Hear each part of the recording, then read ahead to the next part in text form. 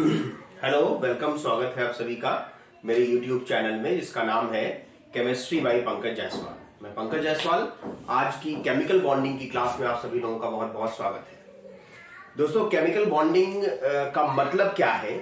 जैसे अगर हम छोटा सा एग्जाम्पल लें, हम वाटर मॉलिक्यूल लें, वाटर एक कंपाउंड है, उसका एक मॉलिक्यूल लें, तो उसका फॉर्मूला होता है H2O।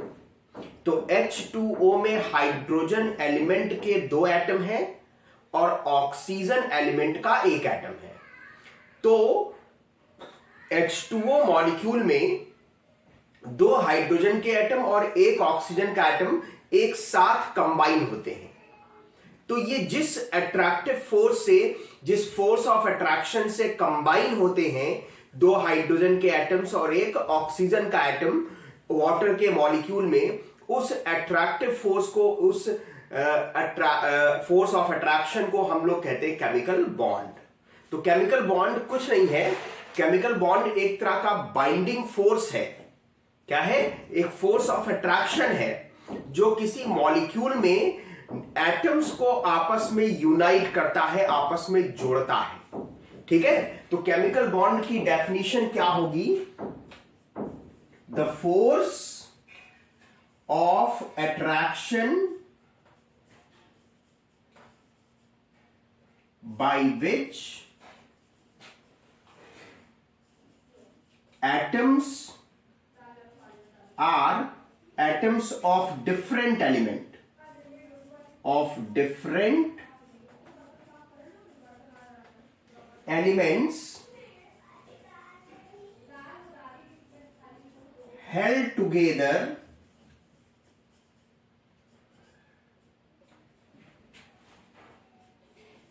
in a molecule of any substance is known as chemical bond. Chemical bond है ना? सीधी सी बात है कि फोर्स ऑफ अट्रैक्शन है ये। केमिकल बॉन्ड क्या है? फोर्स ऑफ अट्रैक्शन है। जिस फोर्स ऑफ अट्रैक्शन से डिफरेंट एलिमेंट के एटम्स एक मॉलिक्यूल के अंदर आपस में जुड़ते हैं, आपस में हेल्ड होते हैं, आपस में कंबाइन होते हैं, तो उस फोर्स ऑफ अट्रैक्शन को हम लोग कहते हैं केमिकल बॉन्ड। अब केमिकल बॉन्ड बनते क्यों हैं? केमिकल बॉन्ड के फॉर्मेशन से फायदे क्या है ना? इसका एक छोटा सा लुक लेते हैं। जैसे मान लीजिए कि ये 2 एटम्स हैं ए और बी, एटॉमिक स्टेट में। एटॉमिक स्टेट में मतलब दोनों एटम्स हैं। इन्होंने एक केमिकल बॉन्ड किया और इनके बीच एक केमिकल बॉन्ड आया, तो ये मॉलिक्यूलर स्टेट में बदल गए, मॉलिक्यूलर स्टेट में बदल गए। तो क्या रीजन रहा होगा कि ये केमिकल एटॉमिक स्टेट से मॉलिक्यूलर स्टेट में चेंज हो गया? कोई तो रीजन रहा होगा, है ना? What is the reason behind it? तो रीजन ये रहा होगा, हर सिस्टम, हर एटम, हर मॉलिक्यूल, हर स्पीसीज, कोई भी सिस्टम की बात करें, अपनी स्टेबिलिटी को बढ़ाना चाहता है, मतलब अपनी एनर्जी को कम करना चाहता है। तो ये केमिकल बॉन्ड भी इसी वजह से बना होगा। ये एटॉमिक स्टेट से मॉलिक्यूलर स्टेट में इसीलिए कन्वर्ट हुए होंगे क्योंकि इनकी स्टेबिलिटी मॉलिक्यूलर स्टेट में जाने से बढ़ती होगी, है ना? तो ये देखिए, तो ये मोर एनर्जी स्टेट है, मोर एनर्जी स्टेट है। Atomic state is more energy state और molecular state is less energy state, less energy state होगा। इसका मतलब कि ये मोर स्टेबल स्टेट है, मोर स्टेबल स्टेट है, sorry less stable, more energy है तो लेस स्टेबल स्टेट है, इसकी स्टेबिलिटी कम है। और मॉलिक्यूलर स्टेट में जब ये बदलता होगा तो ये मोर स्टेबल स्टेट है। ठीक है? तो इसका मतलब causes of chemical combination, chemical bonding है ना। क्या रीजन निकल के सामने आया केमिकल बॉन्डिंग के, केमिकल बॉन्ड के बनने के क्या रीजन सामने आए, क्यों केमिकल बॉन्ड बनता है? तो फर्स्ट वन इज अपनी एनर्जी को बढ़ाने के लिए और एनर्जी को मिनिमाइज करने के लिए और स्टेबिलिटी को मैक्सिमाइज करने के लिए, है ना।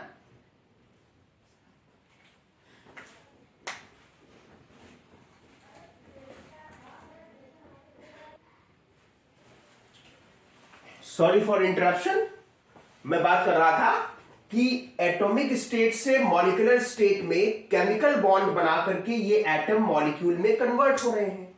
दैट मींस कि एटॉमिक स्टेट की स्टेबिलिटी कम होगी, मतलब इसकी एनर्जी ज्यादा होगी, और मॉलिक्यूलर स्टेट की एनर्जी कम होगी और इसकी स्टेबिलिटी ज्यादा होगी।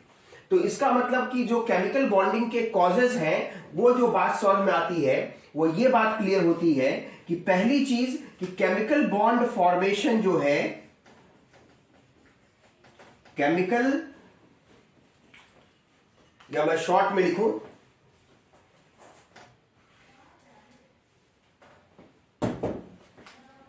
कॉजेज में मैं शॉर्ट में लिखूं, नंबर 1 टेंडेंसी टू मिनिमाइज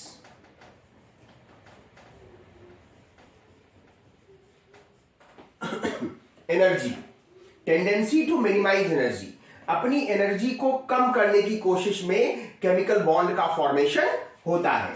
दूसरा, tendency to attain maximum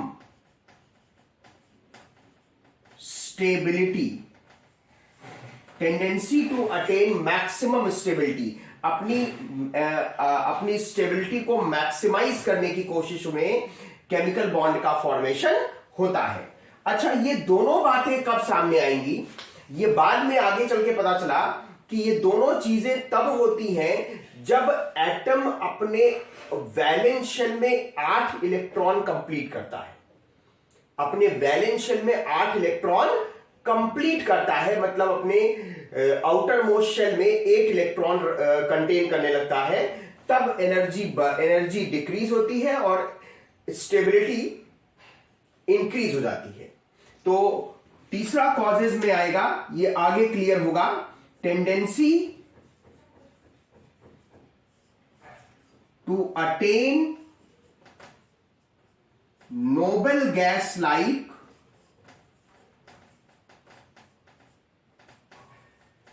configuration, tendency to attain noble gas like configuration, that means chemical bond के formation से एटॉमिक स्टेट मॉलिक्यूलर स्टेट में इसलिए चेंज होता है, उसके पीछे रीजन ये है कि उसकी एनर्जी मिनिमाइज होती है, उसकी स्टेबिलिटी मैक्सिमाइज होती है, और वो नोबल गैस की तरह इलेक्ट्रॉनिक कॉन्फ़िगरेशन उसका हो जाता है। तो इसका मतलब ये है, दस chemical bond formation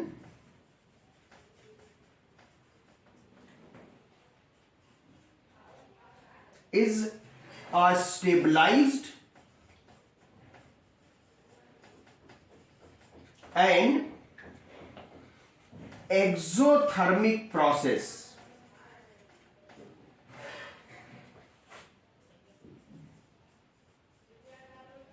chemical bond formation एक स्टेबलाइज्ड प्रोसेस है और एक्सोथर्मिक प्रोसेस है, मतलब ऐसा प्रोसेस जिसमें एनर्जी रिलीज होती है। भाई एनर्जी, मोर एनर्जी से लेस एनर्जी स्टेट में कन्वर्ट हुआ, यानी एनर्जी यहां ज्यादा थी, यहां कम हो गई, तो एनर्जी कम कहा, जो एनर्जी का डिफरेंस आया वो कहा गया, वो बाहर गया, मतलब एनर्जी रिलीज हुई, इसलिए ये एक्सोथर्मिक प्रोसेस है। तो ये केमिकल बॉन्ड फॉर्मेशन इसलिए होता है, और केमिकल बॉन्ड का मतलब ये होता है। क्लियर है? नोट करिए इसको।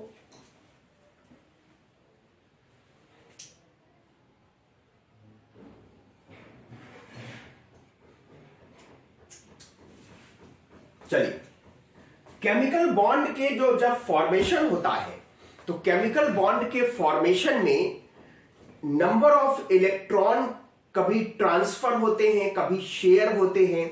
तो किसी भी केमिकल बॉन्ड के फॉर्मेशन में जितने इलेक्ट्रॉन किसी एटम के बॉन्ड फॉर्मेशन में पार्टिसिपेट करते हैं उन नंबर ऑफ इलेक्ट्रॉन्स को कहते हैं वैलेंसी। मेरी बात गौर सुनिए, किसी भी केमिकल बॉन्ड के फॉर्मेशन में जितने इलेक्ट्रॉन किसी एटम के बॉन्ड फॉर्मेशन में इन्वॉल्व होते हैं उन नंबर ऑफ इलेक्ट्रॉन्स को कहते हैं valency.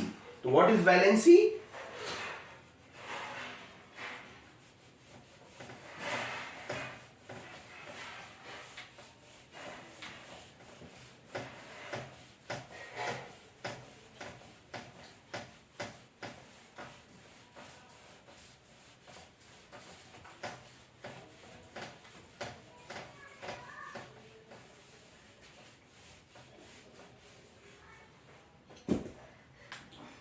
Valency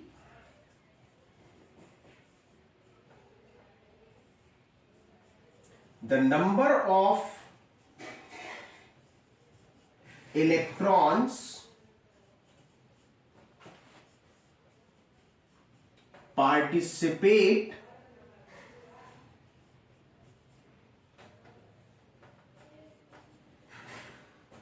in formation of chemical bond by any one of the bonded atom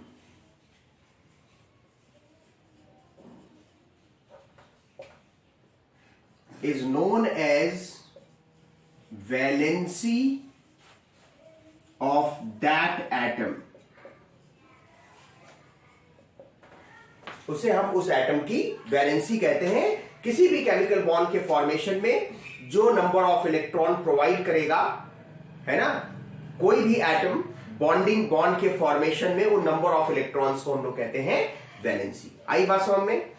तो देखिए, इस सारे प्रोसेस में हमने सबसे इंपॉर्टेंट बात जो गौर की होगी कि केमिकल बॉन्डिंग के कॉजेस में हमने देखा कि केमिकल बॉन्ड का फॉर्मेशन इसलिए होता है क्योंकि हर atom noble gas like configuration gain करने की कोशिश करता है, noble gas like configuration obtain करने की कोशिश करता है। तो noble gas like configuration obtain करने की कोशिश में केमिकल बॉन्ड का फॉर्मेशन होता है। यह बात कंफर्म हुई कोसेल और लुइस की स्टडी से। कोसेल ने उनके समय में जितने भी इनऑर्गेनिक कंपाउंड थे उन इनऑर्गेनिक कंपाउंड में नेचर ऑफ बॉन्डिंग की स्टडी की, जबकि लुइस ने सारे ऑर्गेनिक कंपाउंड जो उनके टाइम में नोन थे उनमें नेचर ऑफ बॉन्डिंग की स्टडी की। और दोनों जो रिजल्ट, दोनों के जो स्टडी से जो रिजल्ट सामने आए वो काफी हद तक सेम थे। तो दोनों की थ्योरीज को मिला करके एक नया कंसेप्ट, एक नया कंसेप्ट दिया गया जिसे कहते हैं इलेक्ट्रॉनिक थ्योरी ऑफ वैलेंसी। ये जो कंसेप्ट आया वहीं से आया, वैलेंसी का concept, electronic theory of valency. Electronic theory of valency को ऑक्टेट रूल भी कहा जाता है। तो नेक्स्ट टॉपिक जो हम डिस्कस करेंगे that is electronic theory of valency.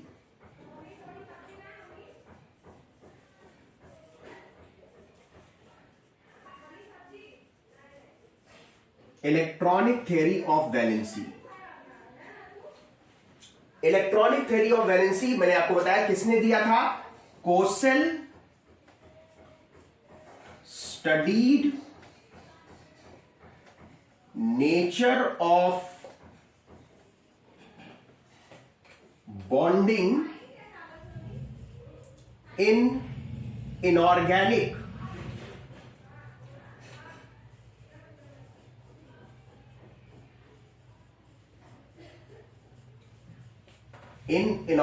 molecules, and Lewis studied nature of bonding in organic molecules.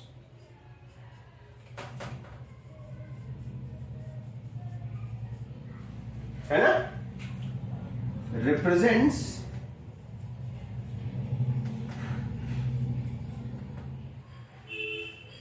Octet rule. इस रूल को, इस इलेक्ट्रॉनिक थ्योरी ऑफ वैलेंसी को ऑक्टेट रूल भी कहते हैं. इस रूल के, इस थ्योरी के मेन पोस्टुलेट्स क्या थे?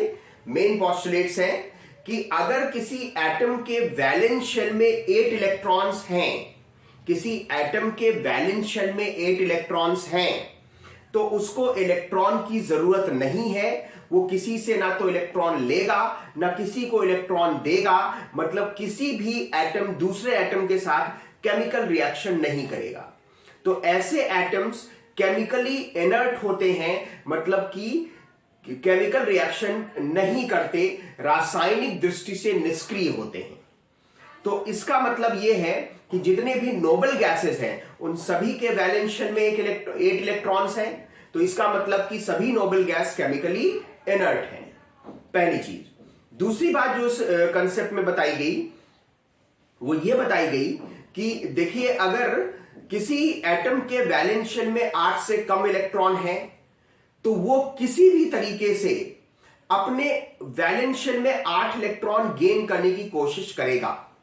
अब उस 8 इलेक्ट्रॉन को गेन करने के लिए हो सकता है कि उसको इलेक्ट्रॉन, अपने कुछ इलेक्ट्रॉन दूसरे एटम को देने पड़े, हो सकता है दूसरे एटम से कुछ इलेक्ट्रॉन लेने पड़े, हो सकता है दूसरे एटम के साथ कुछ इलेक्ट्रॉन शेयर करने पड़े. तो अगर इलेक्ट्रॉन गेन करता है या किसी दूसरे एटम को इलेक्ट्रॉन देता है तो दोनों के एटम के बीच कुछ इलेक्ट्रॉन्स का ट्रांसफर होगा, जिससे एक पर पॉजिटिव चार्ज आ जाएगा और दूसरे पर नेगेटिव चार्ज आ जाएगा. तो इस तरह से जो केमिकल बॉन्ड बनता है उसे इलेक्ट्रोवैलेंट बॉन्ड या आयनिक बॉन्ड कहते हैं. दूसरी तरफ अगर कुछ इलेक्ट्रॉन एटम दूसरे एटम के साथ शेयर करता है और शेयर करके अपना ऑक्टेट पूरा करता है, तो जो केमिकल बॉन्ड बनेगा उस टाइप के केमिकल बॉन्ड को हम लोग कहेंगे कोवैलेंट बॉन्डिंग. Covalent bonding. तो ऑक्टेट रूल या इलेक्ट्रॉनिक थ्योरी ऑफ वैलेंसी से, जो कि कोसेल और लुईस ने दिया था, इससे दो तरह के केमिकल बॉन्ड कंपाउंड्स में कंफर्म होते हैं. एक इलेक्ट्रोवैलेंट बॉन्ड और दूसरा कोवैलेंट बॉन्ड. ठीक है, तो यही इसका मेन पोस्टुलेट्स है. The main postulates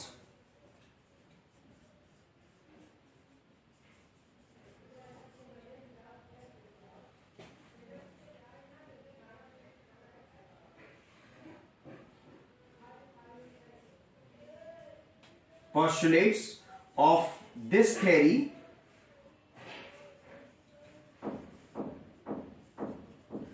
are as follows.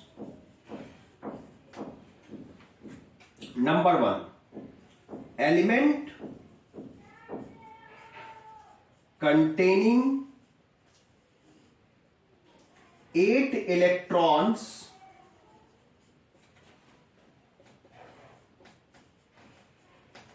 in their valence shell have complete octet. Elements containing 8 electron in their valence shell have complete octet. उनके octet पूरे हैं, उनके octet complete हैं, है ना. So they are chemically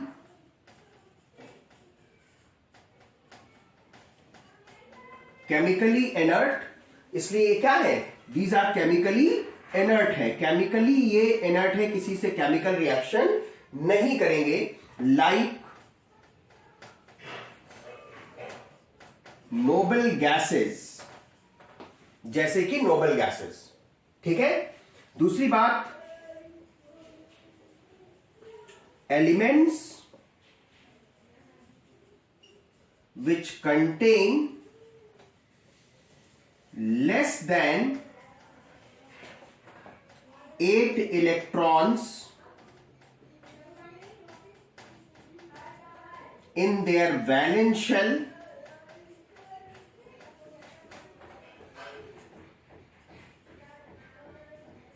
have tendency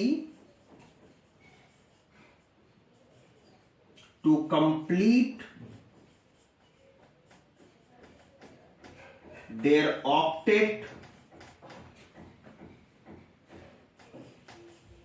by, है ना, जिनके पास 8 से कम इलेक्ट्रॉन है उनके पास अपने वैलेंस शेल में 8 इलेक्ट्रॉन कंप्लीट करने की टेंडेंसी होती है, either by transfer of electron और बाय शेयरिंग ऑफ इलेक्ट्रॉन। तो पहले नोट कर लीजिए इसको।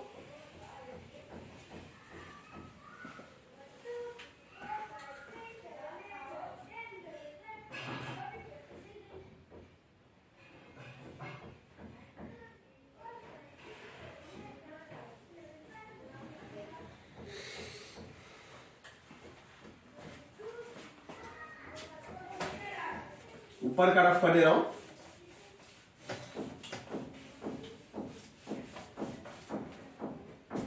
बाय नंबर 1 या ए, ट्रांसफर ऑफ 1 और more electrons from 1 atom to another,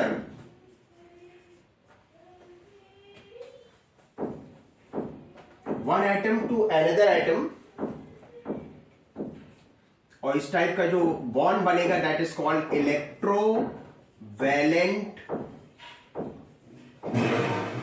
electrovalent bond. दूसरा जो बॉन्डिंग का तरीका है, दूसरा जो अपना ऑक्टेट कंप्लीट करने का तरीका है वो है bye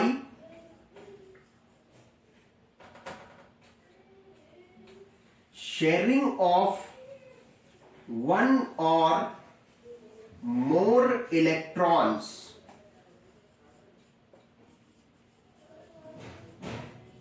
between 2 atoms, sharing of 1 or more electrons between 2 atoms, और इससे जो बॉन्ड बनेगा उसे हम कहेंगे कोवैलेंट बॉन्ड। तो इन सारी बातों से जो बातें कंफर्म होके सामने आई इस इलेक्ट्रॉनिक थ्योरी ऑफ वैलेंसी से, है ना, या ऑक्टेट रूल से जो बात कंफर्म हुई वो ये कंफर्म हुआ कि कंपाउंड्स में 2 तरह के केमिकल बॉन्ड्स पाए जाते हैं। 2 तरीके के केमिकल बॉन्ड कंपाउंड्स में पाए जाते हैं, एक इलेक्ट्रोवैलेंट बॉन्ड और दूसरा covalent bond.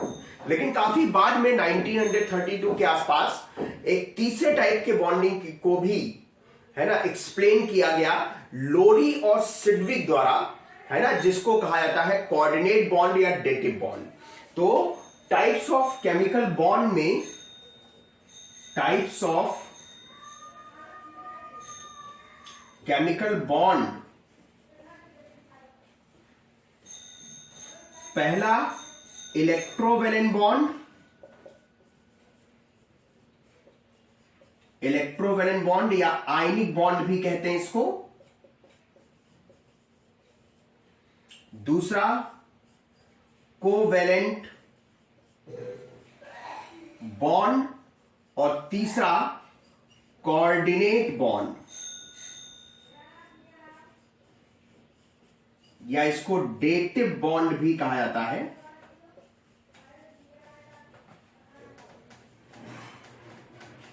Explained by Lowry and Sidgwick, explain by Lowry and Sidgwick, और इन दोनों को एक्सप्लेन किया किसने? कोसेल एंड लुइस ने। कोसेल और लुइस ने 2 तरह के केमिकल बॉन्ड एक्सप्लेन किए, जबकि लोरी और सिडविक ने एक तीसरे टाइप के कोवैलेंट बॉन्ड को एक्सप्लेन किया जिसे कहते हैं कोऑर्डिनेट बॉन्ड या डेटिव बॉन्ड। ओके, नोट करिए इसको। तो आगे बढ़ते हैं।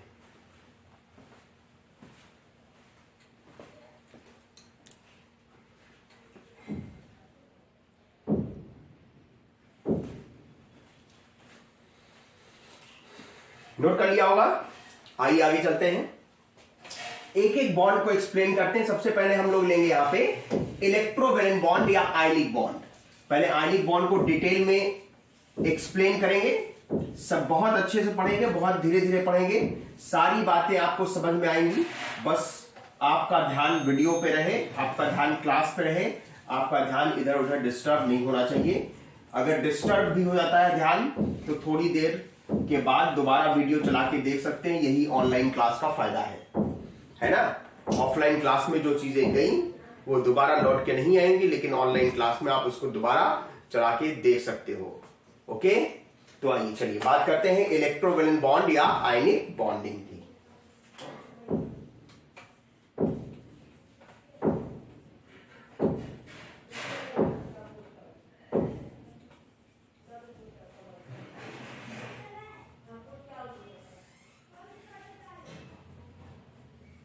इलेक्ट्रोवैलेंट बॉन्ड और आयनिक बॉन्ड, देखिए हमने आपको बताया कि जब किसी एटम का ऑक्टेट कंप्लीट नहीं होता तो वो एलिमेंट अपना ऑक्टेट, वो एटम अपना ऑक्टेट पूरा करने के लिए इलेक्ट्रॉन कभी कभी उसके वैलेंस शेल में अगर कम इलेक्ट्रॉन है, काफी कम है, 1 इलेक्ट्रॉन, 2 इलेक्ट्रॉन, 3 इलेक्ट्रॉन है, तो वो 1, 2 या 3 इलेक्ट्रॉन को किसी दूसरे को जिसको जरूरत हो, जिसके पास 1, 2 या 3 इलेक्ट्रॉन कम हो, उनको दे देता है, जिससे पहले एटम पर उतना ही, जितने इलेक्ट्रॉन उसने दिए उतने पॉजिटिव चार्ज, और दूसरे ने जितने लिए उसने उस पर उतने ही नेगेटिव चार्ज डेवलप हो जाते हैं। चार्ज डेवलप हो गए, दो आयन बन गए, एक कैटायन बन गया, एक दूसरा एनायन बन गया, तो उनके बीच इलेक्ट्रोस्टैटिक फोर्स ऑफ अट्रैक्शन काम करने लगेगा, जिससे वो एक दूसरे के नजदीक आएंगे और काफी क्लोज आकर के एक दूसरे से जुड़ जाएंगे by electrostatic force of attraction, जिसके बारे में बताया था कुलम्स लॉ, कुलम ने बताया था, उसके लिए कुलम्स लॉ दिया गया है, इलेक्ट्रोस्टैटिक फोर्स ऑफ अट्रैक्शन। जरा सर एक बार गौर कर लें, इस टॉपिक में यही बातें काम आने वाली है। कुलम्स लॉ, इस लॉ में यह बताया गया था कि दो अगर चार्जेस हैं, एक प्लस Q1 और उससे कुछ डिस्टेंस पर एक अपोजिट चार्ज रख दे माइनस Q2, और दोनों के बीच की डिस्टेंस R है, तो इनके बीच काम करने वाला इलेक्ट्रोस्टैटिक फोर्स ऑफ अट्रैक्शन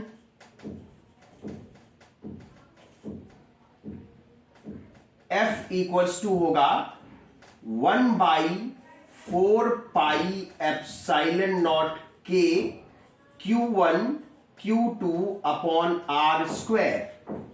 मतलब this force of attraction is directly proportional to product of magnitude of charges of the dipoles, है ना, and inversely proportional to the square of the distance between the two charges. Okay, तो इसका मतलब यहां पे देखिए epsilon naught is permittivity of medium, permittivity of medium, K is dielectric constant of medium। ये सारी चीजें आप फिजिक्स में बहुत डिटेल में पढ़ोगे, अभी केवल हम जान लेते हैं। In vacuum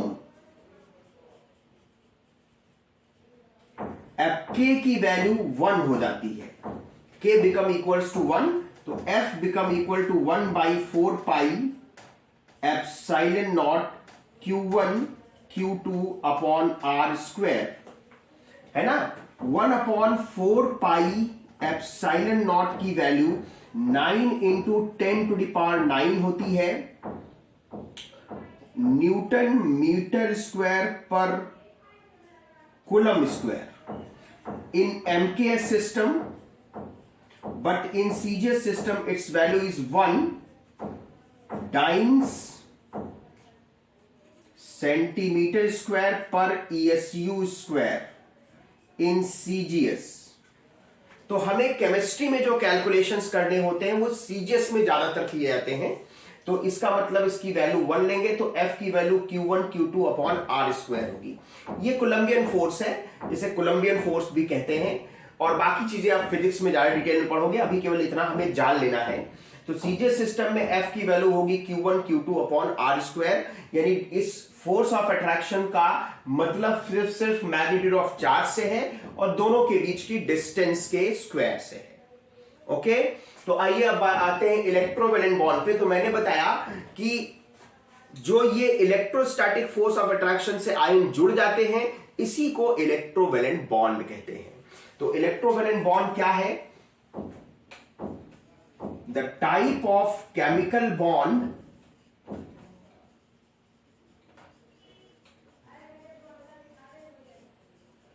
formed between two atoms by transfer of one or more electrons from one atom to another atom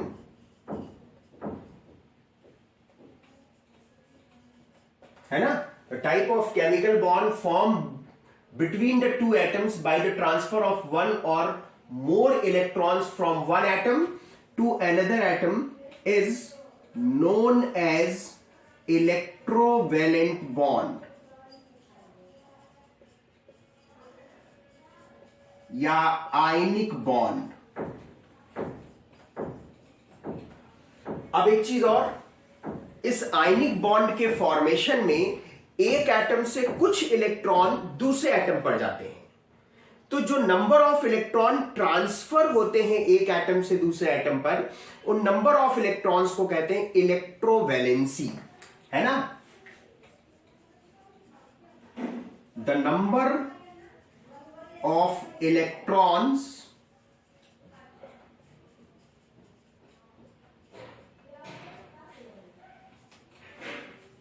transferred from one atom to another atom, है ना, number of electron transferred from one atom to another atom in formation of ionic bond is known as electrovalency. ठीक है, note करिए पहले definition.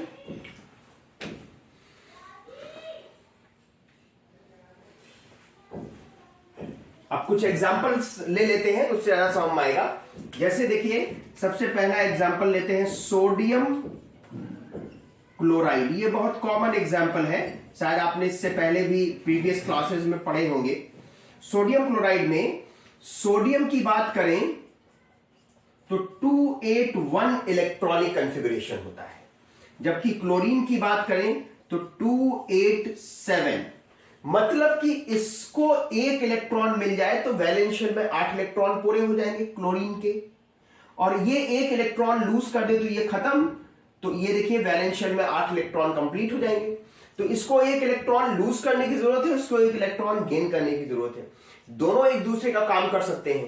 तो ये देखिए sodium और क्लोरीन, सोडियम के वैलेंस शेल में 1 इलेक्ट्रॉन है, उसके वैलेंस शेल में 7 इलेक्ट्रॉन्स है। तो सोडियम अपना 1 इलेक्ट्रॉन इस क्लोरीन को दे देगा, तो ये सोडियम पर प्लस आ जाएगा, जबकि क्लोरीन पर माइनस आ जाएगा, और कॉन्फ़िगरेशन इसका 2-8 हो जाएगा और इसका 2-8-8 हो जाएगा। ठीक है, अब इसके पास वैलेंस शेल में पहले से ही 7 इलेक्ट्रॉन थे और 1 इलेक्ट्रॉन इसको सोडियम ने दे दिया, जिसका ऑक्टेट कंप्लीट हो गया। दोनों का ऑक्टेट कंप्लीट हो गया और दोनों अब इलेक्ट्रोस्टैटिक फोर्स ऑफ अट्रैक्शन से बाइंड हो जाएंगे और फॉर्म करेंगे NaCl का। बोलिए ठीक है, नोट करिए, इधर वगैरह रफ कर दे रहे हैं।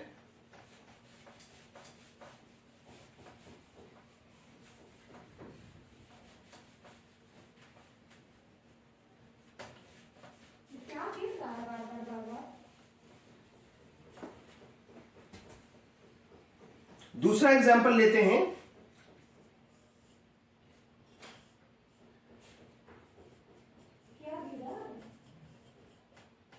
मैग्नीशियम क्लोराइड का,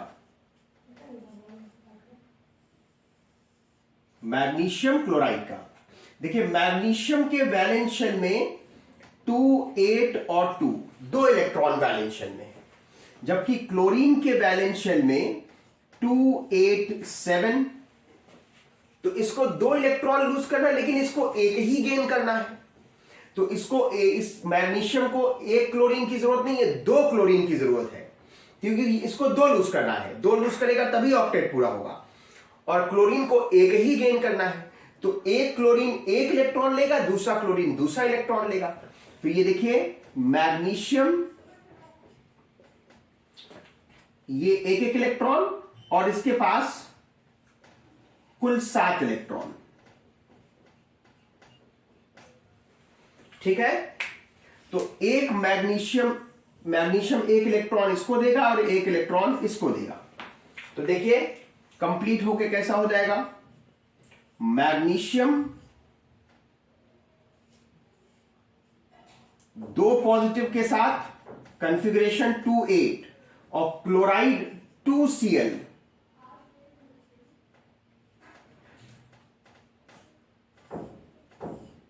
एक Cl पे 1 माइनस, 2 Cl पे 2 माइनस, है ना। तो यहां पे देखिए कॉन्फ़िगरेशन 2, 8, 8 हो जाएगा। तो ये आपस में इलेक्ट्रोस्टैटिक फोर्स ऑफ अट्रैक्शन से बाइंड हो जाएंगे। तो फॉर्मूला बन जाएगा MgCl2। ठीक है, नोट कर लीजिए। एक एग्जांपल और दिखाता हूं।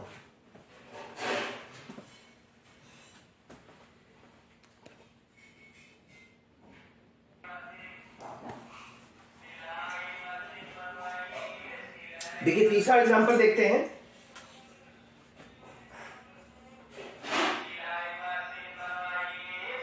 Sodium sulphide.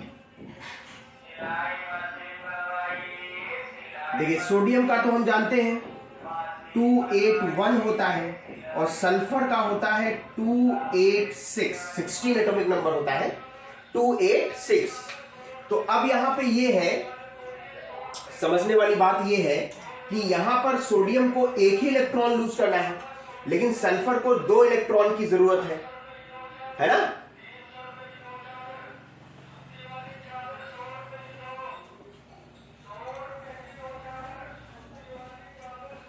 सॉरी, देखिए फिर से बात करते हैं। सोडियम सल्फाइड में सोडियम के पास वैलेंस शेल में 1 इलेक्ट्रॉन, 1 इलेक्ट्रॉन है, और सल्फर के पास वैलेंस शेल में 6 इलेक्ट्रॉन है। तो इसको 2 इलेक्ट्रॉन की जरूरत है, जबकि सोडियम एक ही इलेक्ट्रॉन लूज करेगा। तो इसका मतलब यह है कि जब सोडियम एक इलेक्ट्रॉन दे सकता है, तो हमको यहां पे 2 सोडियम की जरूरत पड़ेगी, ताकि एक एक इलेक्ट्रॉन दोनों दे, सल्फर का भी ऑक्टेट कंप्लीट हो जाए। तो यहां पर सोडियम सल्फर तो एक ही रहेगा, लेकिन सोडियम 2 रहेंगे। इसके वैलेंस शेल में 1 इलेक्ट्रॉन, इसके वैलेंस शेल में 1 इलेक्ट्रॉन, इनके वैलेंस शेल में 6 इलेक्ट्रॉन। तो ये सोडियम 1 इलेक्ट्रॉन इसको देगा, ये सोडियम 1 इलेक्ट्रॉन इसको देगा। तो कॉन्फ़िगरेशन हो जाएगा sodium 2Na plus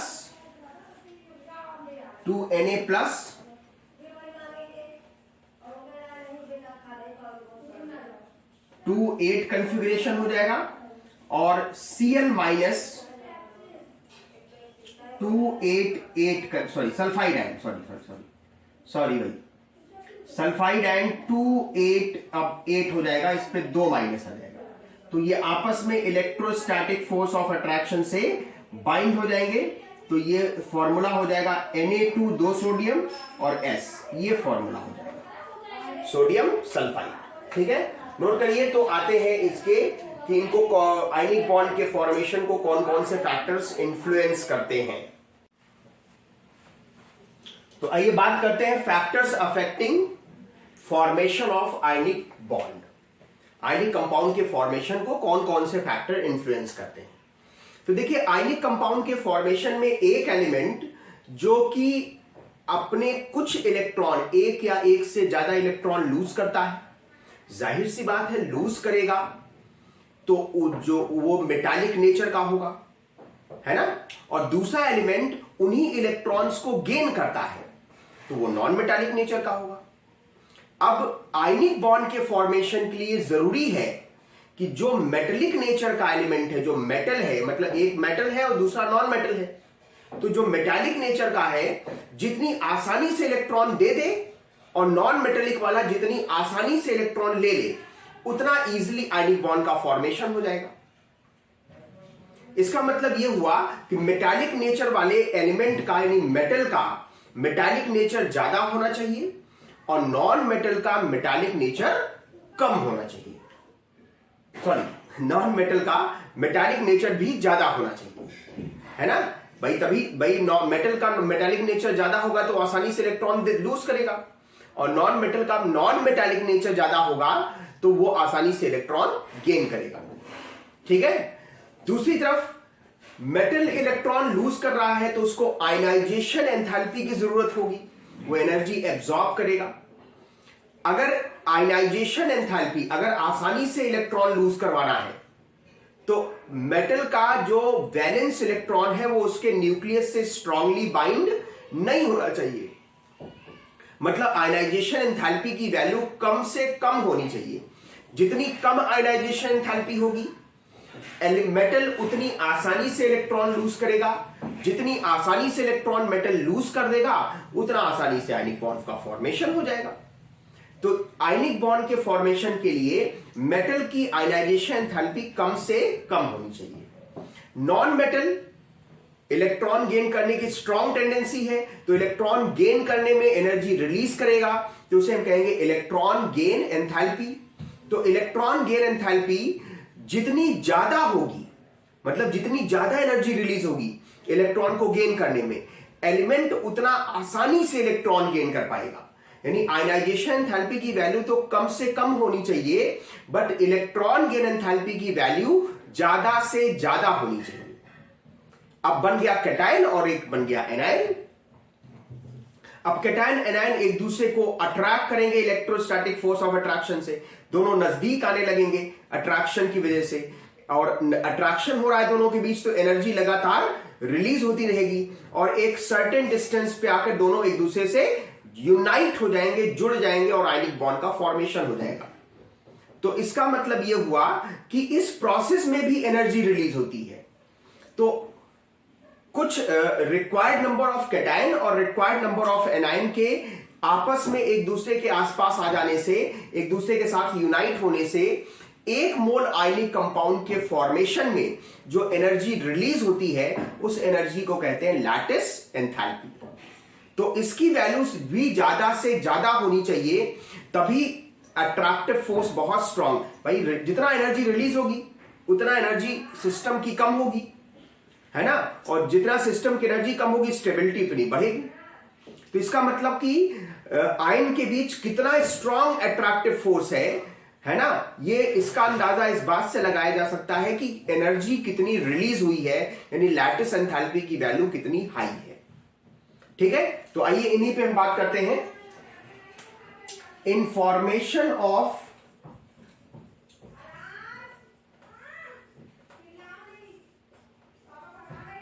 ionic bond, information of ionic bond,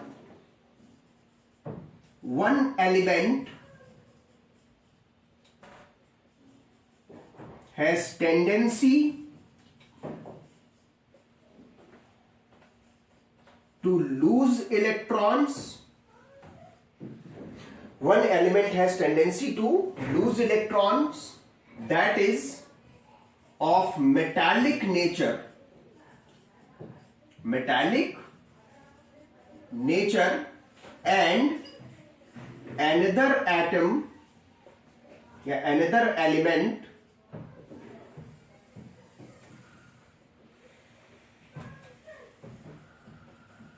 has tendency to gain electron that is of non-metallic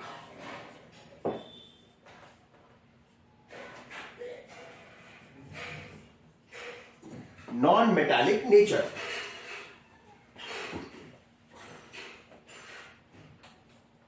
For the formation of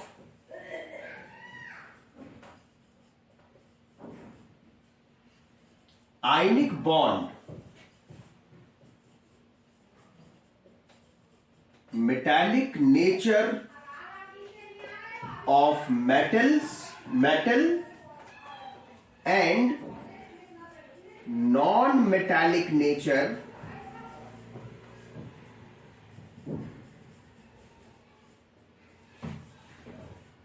of non-metal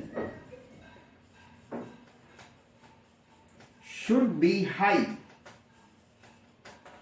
ठीक है, मतलब मेटल का मेटालिक नेचर ज्यादा होना चाहिए और नॉन मेटल का भी नॉन मेटालिक नेचर ज्यादा होना चाहिए.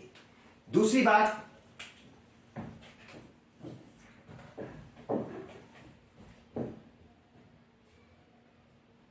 Ionization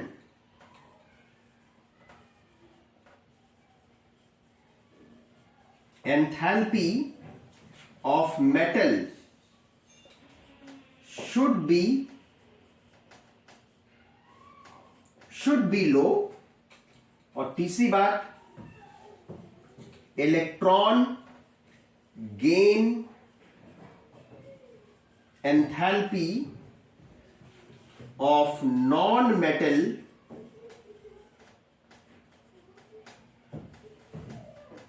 should be high. है ना. आयनाइजेशन एंथैल्पी, मेटल की आयनाइजेशन एंथैल्पी कम से कम होनी चाहिए ताकि वो आसानी से इलेक्ट्रॉन लूज करके कैटायन में कन्वर्ट हो सके, और नॉन मेटल की इलेक्ट्रॉन गेन एंथैल्पी ज्यादा से ज्यादा होनी चाहिए ताकि वो आसानी से इलेक्ट्रॉन गेन करके एनायन में कन्वर्ट हो सके. कैटायन एनायन बन गए. Cation and anion move toward each other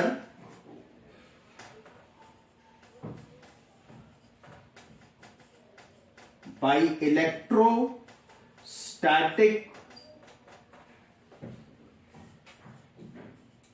force of attraction and finally unite with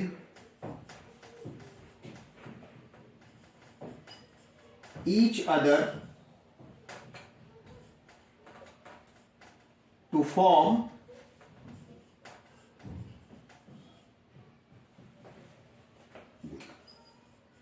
ionic bond by electrostatic force of attraction.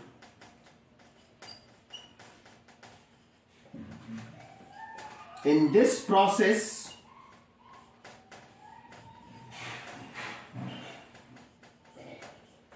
energy is released which is known as lattice enthalpy. Lattice enthalpy, that is clear cut definition इसकी, the amount of energy released when requisite number of cations and anions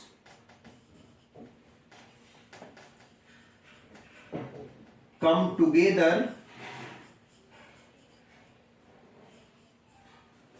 to form 1 mole of ionic compound, 1 mole of ionic compound, है ना।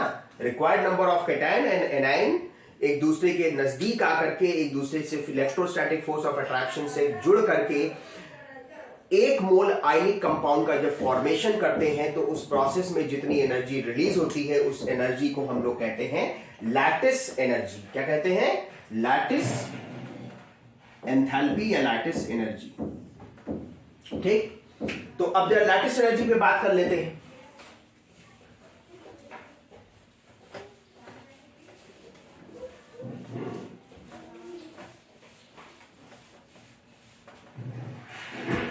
Lattice enthalpy या lattice energy, ये energy release होती है जब cation और anion electrostatic force of attraction से जुड़कर आयनिक कंपाउंड बनाते हैं।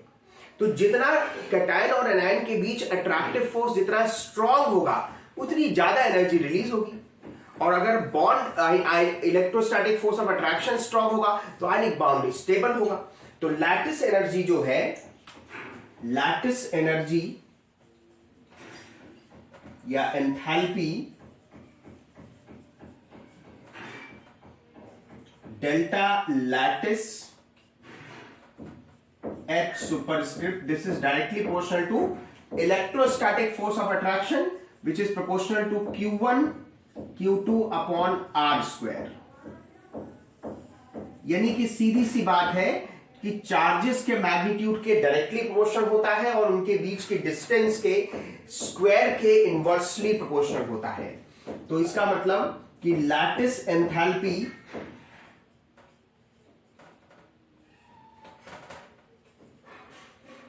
depends, number 1, charge on ions which is directly proportional to lattice enthalpy, और दूसरा size of ions which is inversely proportional to lattice enthalpy।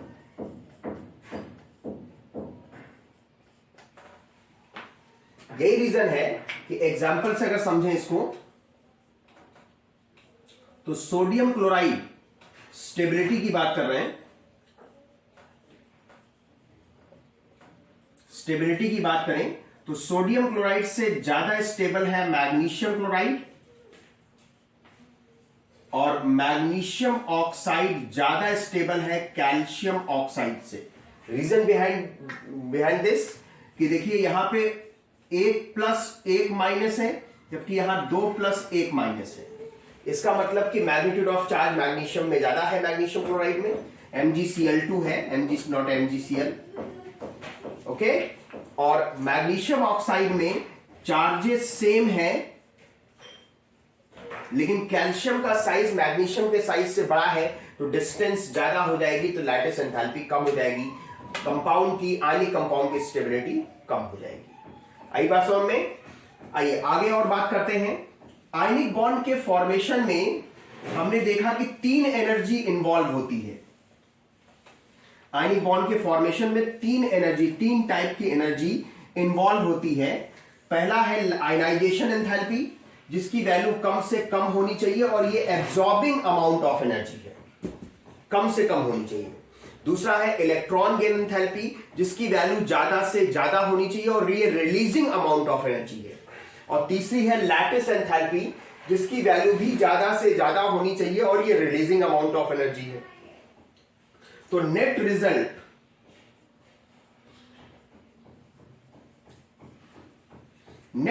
जो मिलता है कि इलेक्ट्रॉन गेन एंथैल्पी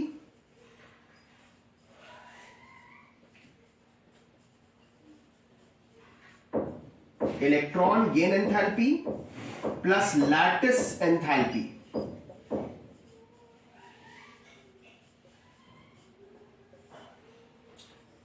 ये दोनों रिलीजिंग अमाउंट ऑफ एनर्जी है। Both are releasing amount of energy, इसकी वैल्यू काफी ज्यादा है आयनाइजेशन एंथैल्पी से।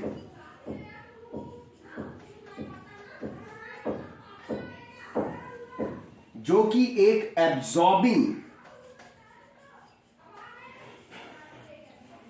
अमाउंट ऑफ एनर्जी है, एब्जॉर्बिंग अमाउंट ऑफ एनर्जी है। तो इसका मतलब कि आयनिक बॉन्ड के फॉर्मेशन में नेट रिजल्ट ये आता है कि एनर्जी रिलीज होगी, क्योंकि ये कम से कम होनी चाहिए और ये दोनों ज्यादा से ज्यादा होनी चाहिए।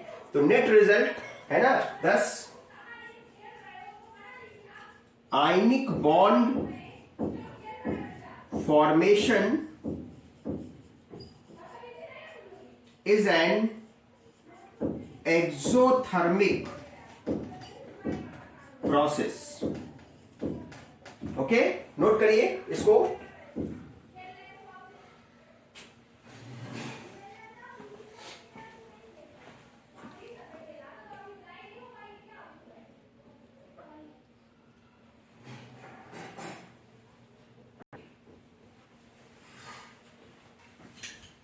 अब आइए बात करते हैं कि लैटिस एंथैल्पी का कैलकुलेशन कैसे किया जाता है, किस प्रोसेस से कैसे लैटिस एंथैल्पी का कैलकुलेशन किया जाता है। तो calculation of lattice enthalpy.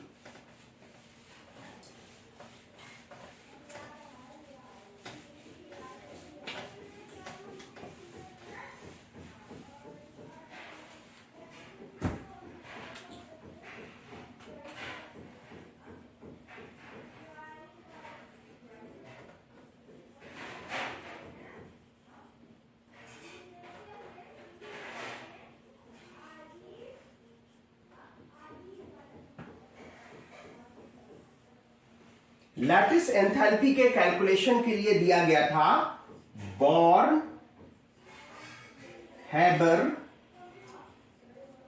Cycle, born Haber cycle, और ये based on Hess's law of constant heat summation.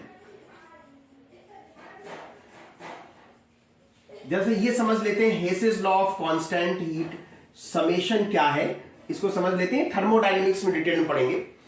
Hess's law of constant heat summation, इस लॉ में यह बताया गया था कि देखिए कोई भी केमिकल रिएक्शन चाहे एक स्टेप में हो और चाहे वही रिएक्शन कई सारे स्टेप्स में हो, net amount of energy released और energy absorb, net amount of heat released और एब्जॉर्ब इज ऑलवेज सेम। एक स्टेप में होगा तो एक ही बार में हीट रिलीज या एब्जॉर्ब हो जाएगा, और अगर कई सारे स्टेप्स में होगा तो उतना ही हीट रिलीज या एब्जॉर्ब होगा, थोड़ा थोड़ा करके हर स्टेप में। तो सभी स्टेप्स के अमाउंट ऑफ हीट को ऐड करेंगे तो उतना ही मिलेगा जितना कि एक स्टेप में प्रोसेस कंप्लीट होने पर अमाउंट ऑफ हीट था, एंथैल्पी चेंज था।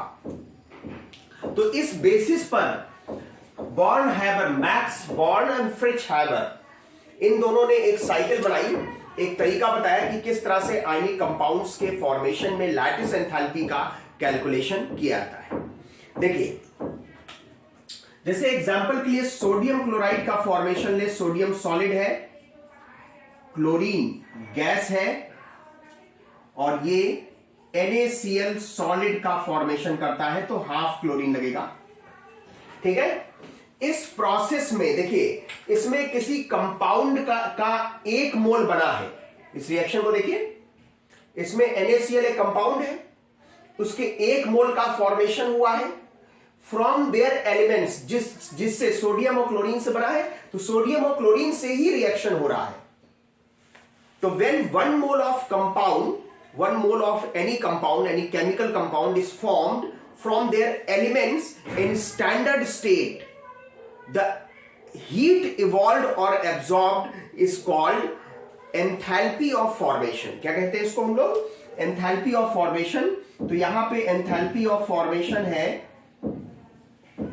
-788 किलो जूल पर मोल। ओके, ये एक ही स्टेप में हो गया रिएक्शन। अब इसको कई सारे स्टेप्स में करते हैं। देखिए, सोडियम सॉलिड है लेकिन एटम है, तो हमने आपको बताया कि आयनिक बॉन्ड का फॉर्मेशन करना है तो इसको इलेक्ट्रॉन लूज करना होगा, इसको इलेक्ट्रॉन गेन करना होगा। लेकिन हम ये भी जानते हैं कि कोई भी एलिमेंट इलेक्ट्रॉन लूज या गेन तभी करता है जब वो एलिमेंटल स्टेट में हो, आइसोलेटेड स्टेट में हो और गैसियस स्टेट में हो। आइसोलेटेड एंड गैसियस एटम, है ना। तो ये इसको सॉलिड को गैस बनाना पड़ेगा, तो इसको सॉलिड सोडियम सॉलिड से सोडियम गैस में कन्वर्ट करना है, सोडियम गैस में। तो इसे सब्लिमेशन एंथैल्पी देनी पड़ेगी, इतना हीट ये एब्जॉर्ब करेगा तब ये गैस में कन्वर्ट होगा। दूसरी तरफ ये गैस तो है लेकिन मॉलिक्यूल है, तो इसको आइसोलेट करना होगा, इनके बीच के बॉन्ड को तोड़ना होगा। तो डिसोसिएशन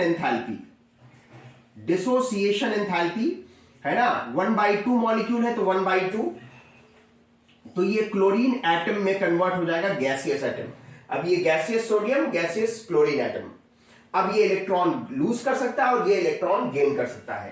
तो इलेक्ट्रॉन लूज करने के लिए इसको आयनाइजेशन एंथैल्पी की जरूरत होगी और इलेक्ट्रॉन गेन करने के लिए इसको इलेक्ट्रॉन गेन एंथैल्पी ये रिलीज करेगा। तो ये सोडियम आयन में कन्वर्ट हो जाएगा और ये क्लोराइड आयन में कन्वर्ट हो जाएगा। अब दोनों कंबाइन होंगे और एनर्जी रिलीज करके सोडियम क्लोराइड में कन्वर्ट होंगे। तो यहां पे लैटिस एंथैल्पी की जरूरत पड़ेगी, ठीक है। तो देखिए एक स्टेप में जब रिएक्शन हुआ तो इतना amount of energy release, negative sign का मतलब रिलीज, एक्सोथर्मिक। और जब कई सारे स्टेप्स में हुआ तो sublimation enthalpy, bond dissociation enthalpy, ionization enthalpy, electron gain enthalpy और लैटिस, ये 5 एनर्जी इंवॉल्व हुई। तो enthalpy of formation is equal to, ये एंथैल्पी और ये सभी एंथैल्पीज का सम बराबर होगा। एक स्टेप में हो चाहे कई स्टेप्स में हो, अमाउंट ऑफ हीट रिलीज्ड और एब्जॉर्ब विल बी सेम, है ना। तो ये sublimation enthalpy 1/2, dissociation enthalpy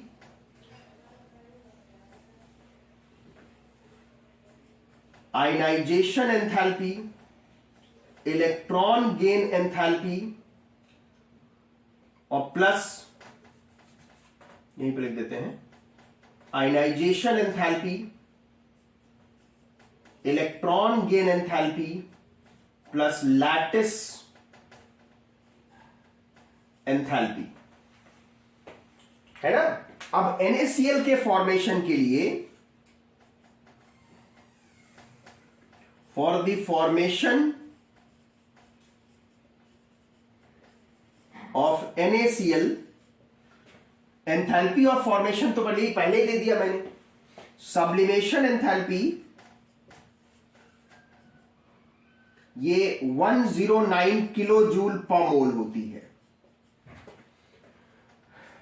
dissociation enthalpy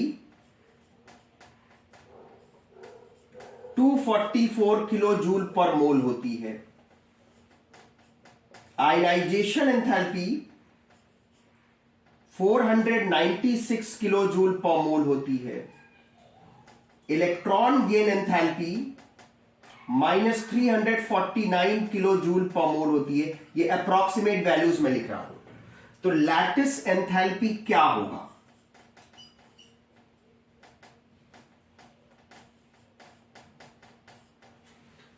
तो कैलकुलेट कर लेते हैं भाई, इन सबको ऐड कर लेते हैं। Enthalpy of formation 788 equals to sublimation enthalpy 109 plus 1/2 into 244 plus 496 minus हो जाएगा 349 प्लस लैटिस एंथैल्पी, ठीक है। तो इसको ऐड कर ले, 109 है एक, 244 का आधा करेंगे 122, 496 ये आ जाएगा 7 2 7 और इसमें से 349 ये ऐड कर लिया, ये ऐड कर लिया, ये ऐड कर लिया, इसको इतना घटा देते हैं, 349 घटा देते हैं, ये 8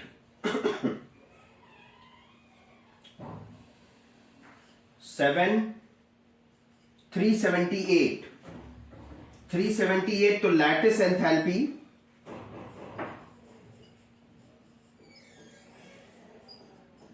-788 और इधर से प्लस में जाएगा, उधर जाएगा माइनस में जाएगा, है ना। देखिए वो 727 प्लस में है और 349 माइनस में है, तो घटाओगे तो 378 आया, वो किस में आएगा, माइनस में आएगा, है ना, सॉरी प्लस में आएगा, तो प्लस वाला उधर जाएगा तो क्या हो जाएगा, माइनस हो जाएगा, 378।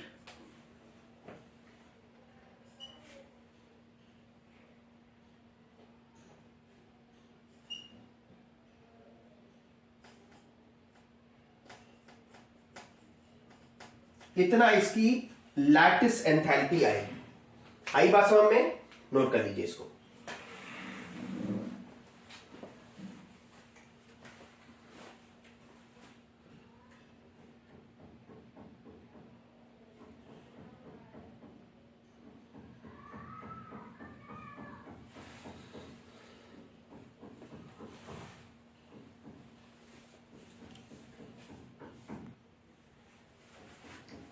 अगले टॉपिक की तरफ मूव करते हैं, जिसका नाम है वेरिएबल इलेक्ट्रोवैलेंसी। वेरिएबल इलेक्ट्रोवैलेंसी का मतलब है कि कभी कभी ऐसा होता है, कुछ डी ब्लॉक कुछ पी ब्लॉक एलिमेंट एक से ज्यादा अपने कंपाउंड्स में एक से ज्यादा टाइप के इलेक्ट्रोवैलेंसी शो करने लगते हैं, मोर than one type of electrovalency. तो इस तरह से इस फिनोमिना को, जिसमें एलिमेंट एक से ज्यादा टाइप की इलेक्ट्रोवैलेंसी अपने कंपाउंड्स में शो करता है, उसे हम कहते हैं वेरिएबल इलेक्ट्रोवैलेंसी। इसके पीछे दो रीजन है। डी ब्लॉक के जो एलिमेंट वेरिएबल इलेक्ट्रोवैलेंसी शो करते हैं, उसके पीछे जो रीजन है उसे कहते हैं इनस्टेबिलिटी ऑफ कोर और कर्नेल। और पी ब्लॉक के जो एलिमेंट दो टाइप की या दो से ज्यादा टाइप की इलेक्ट्रोवैलेंसी शो करते हैं, उसके पीछे रीजन है इनर्ट पेयर इफेक्ट। तो दो रीजन है। पहला रीजन यहां पे एक्सप्लेन किया गया है, देखिए, the phenomena in which any element show more than one type of electrovalency in their compounds is known as variable electrovalency. पहला रीजन है इनस्टेबिलिटी ऑफ कोर और कर्नेल्स। तो पहले कोर या कर्नेल समझने की होते क्या है। कोर या कर्नेल, कोई भी एलिमेंट अपने अगर वैलेंस शेल के इलेक्ट्रॉन्स को लूज कर दे, कोई भी एलिमेंट अपने वैलेंस शेल के इलेक्ट्रॉन को लूज कर दे, आउटर मोस्ट शेल के इलेक्ट्रॉन को लूज कर दे, तो जो बचा हुआ इलेक्ट्रॉनिक कॉन्फ़िगरेशन है कैटायन का, उसे हम कोर या कर्नेल कहते हैं। कुछ डी ब्लॉक एलिमेंट्स में यह देखा गया है कि वैलेंस इलेक्ट्रॉन को लूज करने के बाद जो कोर बनता है, वो कोर स्टेबल नहीं होता, कोर अनस्टेबल होता है। तो अपने कोर की स्टेबिलिटी को बढ़ाने के लिए एक इलेक्ट्रॉन, सिर्फ और सिर्फ एक इलेक्ट्रॉन वो और लूज कर देते हैं, ताकि उनके कोर की स्टेबिलिटी बढ़ जाए, और स्टेबिलिटी बढ़ भी जाती है। तो इसी का एग्जांपल है आयरन। आयरन का configuration 1s2 2s2 2p6 3s2 3p6 4s2 3d6। Valence shell आपका यहां पे ये चौथा है, चौथा आपका वैलेंस शेल है। तो वैलेंस इलेक्ट्रॉन को, दो इलेक्ट्रॉन है, दोनों लूज कर दिया, तो आयरन पे 2 प्लस चार्ज आ गया। ये जो कोर बना वो स्टेबल नहीं होता। क्यों स्टेबल नहीं होता, इसके पीछे इसके रीजन के चक्कर में पड़िए, ये ध्यान रखिए। बहुत ज्यादा एलिमेंट नहीं है, कुछ सिलेक्टेड एलिमेंट है कि स्टेबल अगर कोर नहीं होगा तो एक इलेक्ट्रॉन और लूज कर देगा।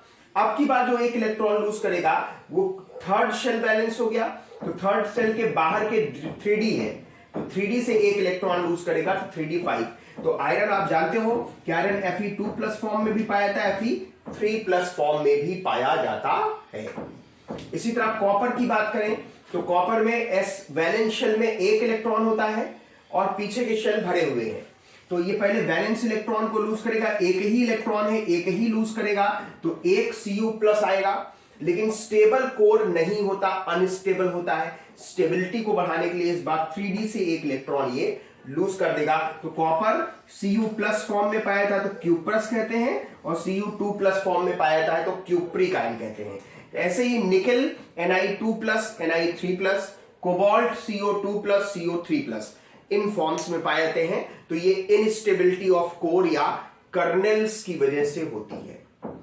तो आज की क्लास में फिलहाल इतना ही करते हैं। अब इनर्ट पेयर इफेक्ट, दूसरा जो वेरिएबल इलेक्ट्रोवैलेंसी का कारण है, उसको नेक्स्ट क्लास में देखेंगे, है ना। तब तक आप मेरे चैनल को, अगर अभी तक आपने मेरे चैनल को, जिसका नाम केमिस्ट्री बाय पंकज जायसवाल है, अभी तक आपने सब्सक्राइब नहीं किया है तो वीडियो के नीचे देखिए, है ना, सब्सक्राइब का बटन होगा, सब्सक्राइब के बटन को दबाइए, बेल आइकन को दबाइए। बेल आइकन दबाएंगे तो उस पर ऑल नोटिफिकेशन पे जो ऑप्शन होगा उसको क्लिक करिए, ताकि सारे वीडियोस के नोटिफिकेशन आपको टाइम से मिल जाए।